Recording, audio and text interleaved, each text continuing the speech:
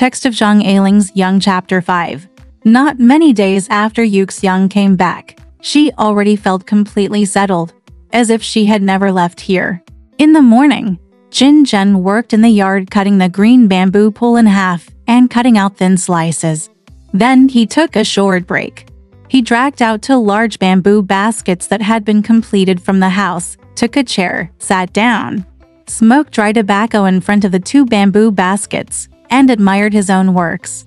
The bamboo basket is made of green and white pieces to form a large green and white grid, which is very beautiful. He sat on the ground and threaded long strips of bamboo into the basket to make a handle. After doing it, when it gets hot, I take off my cotton-padded jacket and pile it on the chair. A distant cousin, carrying more than a dozen trembling bamboo poles several feet long on his shoulders, came down from the mountain, walked into the courtyard gate, and lifted the bamboo poles to the ground, making a loud clang that shook the earth. Jin Zhen only focused on weaving his basket without raising his head. Yuxiang came out and sat under the eaves to mend the cotton-padded jacket he had taken off. They both sat facing the sun, one behind the other. The sun slowly appeared and disappeared in the clouds, turning on and off several times, but the couple just didn't speak. The sun was shining warmly on her body, and Yuxiang felt itchy in her waist. She lifted up her cotton-padded jacket and took a look, revealing a large area of yellow and white needle-colored flesh. She scratched for a while and her skin turned red. Then she suddenly became suspicious and spread out Jin Yin's cotton-padded jacket. She looked carefully and found nothing. So she took out his sleeve again and continued to mend it. Jin Zhen made a basket handle, put one foot in the basket, and tried to lift the handle up.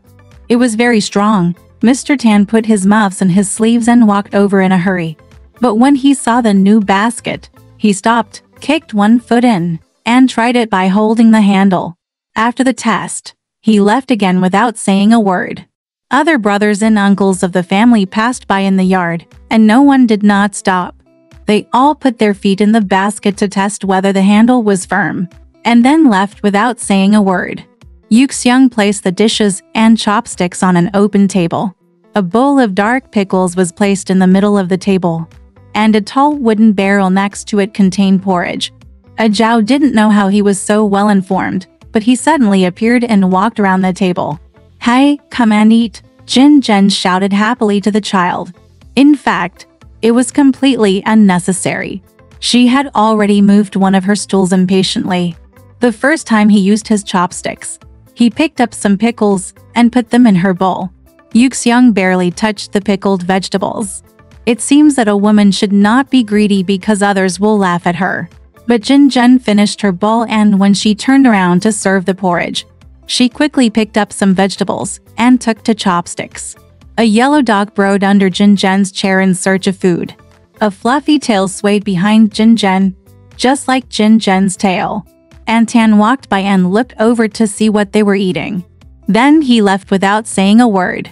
And Tan has been relatively cold to them recently because she suspects that Mrs.